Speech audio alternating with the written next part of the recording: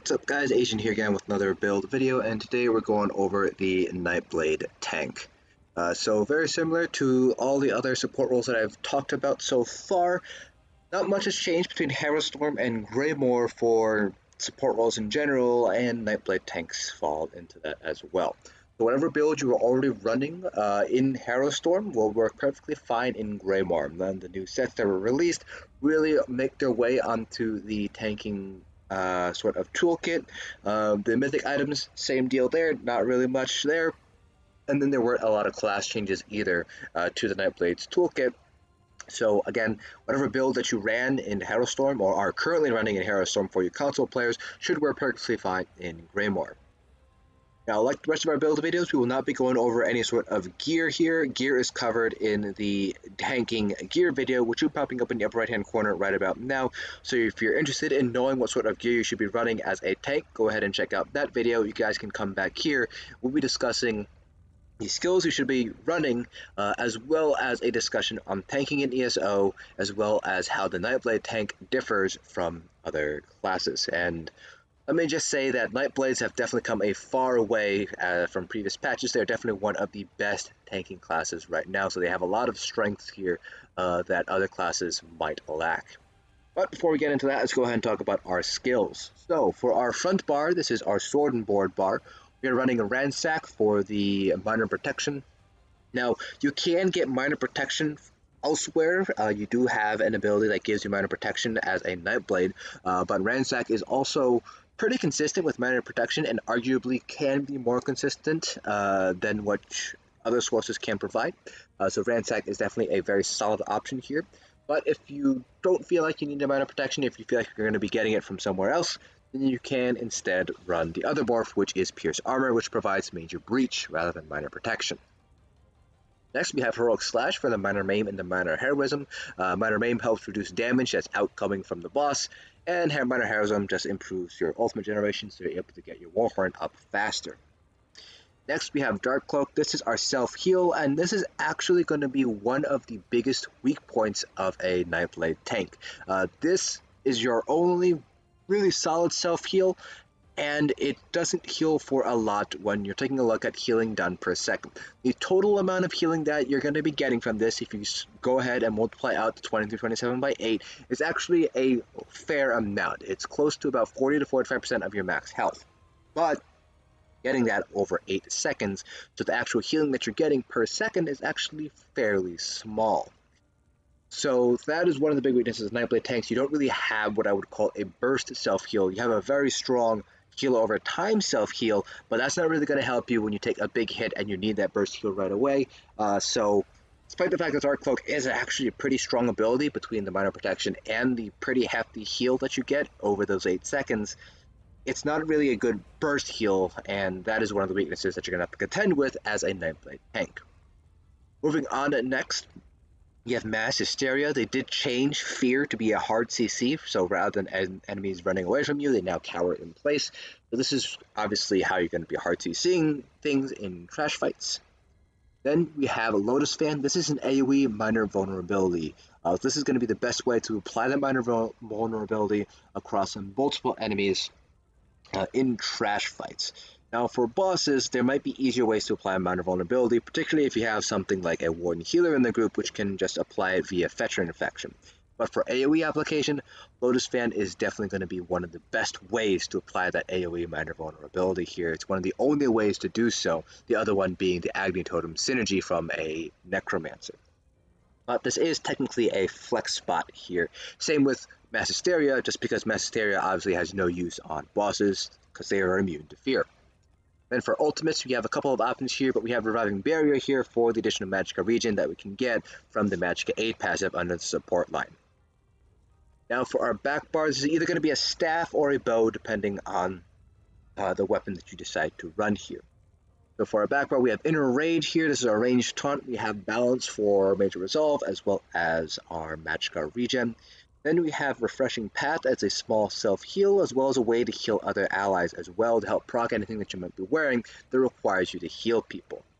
Then we have Mirage. This grants us major evasion and minor resolve, so really great damage mitigation.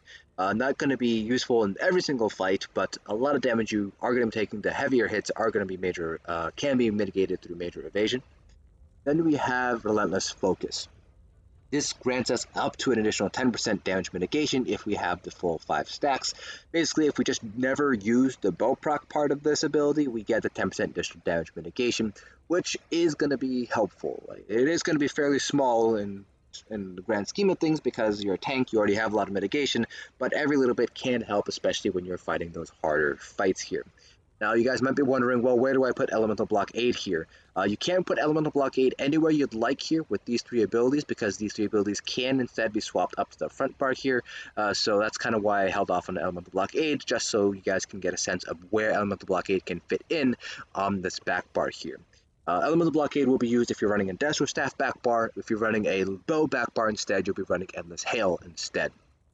And for Ultimate, we're running Aggressive Warhorn here for the Major Force uptime. This is going to be the main ultimate you're going to be running as a tank. Now for other abilities you might want to consider running here as a Nightblade tank here. There are going to be some instances, not very common, but there are going to be some where you're going to want to run Piercing Mark instead of running something like Pierce Armor or Ransack. Particularly where you have to fight enemies at range. So for example, if you're the main tank in Laquestes, you're going to be running the ranged taunt, which doesn't provide Major Fracture or Major Breach. Barring any other source of Major Fracture or Major Breach, then the best way to apply them is going to be by using Piercing Mark instead. So that is the situations, of very few situations where you're going to be running Piercing Mark here when you have to use just the ranged taunt and you have no other way of applying Major Fracture or Major Breach here. Under the Shadow line, Dark Shade will help apply Minor Maim. This helps apply AoE Minor Maim. It's not going to be quite as consistent as something like running Thurvokun or running something like a Frost Staff potentially, but it is a pretty easy source of AoE Minor Maim, so it could be worth running here. Then we also have the Ultimate Bolstering Darkness, which is really great for progression groups because it provides major protection as well as a synergy, which gives you a fairly hefty heal over time. So really great for progression, but most of the time you'll be running Aggressive Warhorn instead.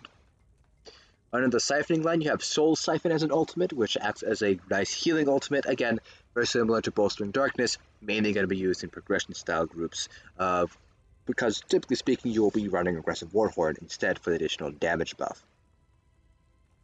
Beyond that, though, not much else here. You can run Leeching Strikes to help out with your Stamina Sustain if you feel like you need it. You can just Heavy Attack instead for Stamina Sustain, so it's up to you whether you want to run Leeching Strikes or not. Then you also have Power Extraction, which works to help reduce damage in AoE scenarios like in trash fights, for example, because whenever you hit an enemy with this, you reduce their weapon and spell damage by 200 for 8 seconds. You also deal a little bit of damage as well, so it does also help out your group there by just dealing additional group DPS as well. Under our weapon skill trees, under the one-hand and shield line, you have Defensive Posture. Both Morph, Absorb Missile, and Defensive Stance have their use cases.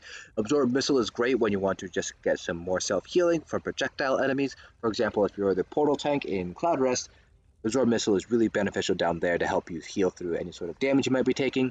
And then Defensive Stance is useful if you just want to do raw damage. So going back to Laquestes' main tank example, you'll be running Defensive Stance to reflect Frostbolt back at Laquestes if you're using the ranged taunt strategy.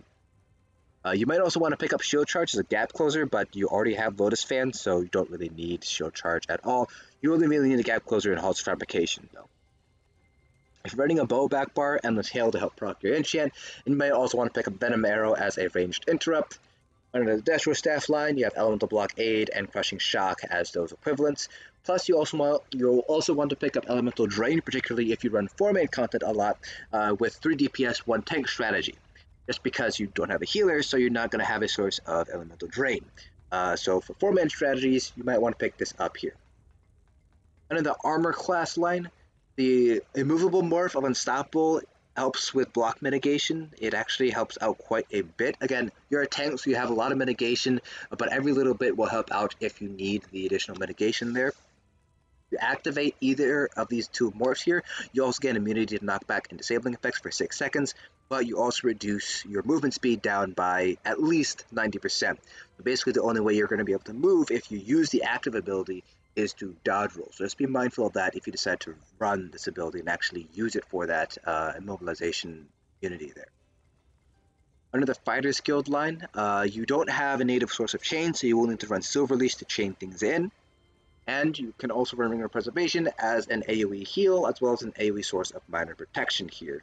This does scale off of max stamina and weapon damage, so it actually heals for a fairly decent amount here, but it's not as strong as your other self-heals, though. This is more for the minor protection and the AoE heal in execute scenarios where you might have people all stacked up together.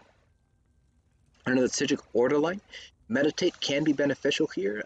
You already have a source of Major Resolve built into your Nightblade toolkit here. It's just not going to be as consistent as just running Balance here. But you can, instead of running Balance, run Meditate, which will grant you that health, magic, and stamina regen here. Now, just keep in mind that Meditate and its morphs are all channeled abilities, which means you cannot block while you are channeling and getting those additional resources back.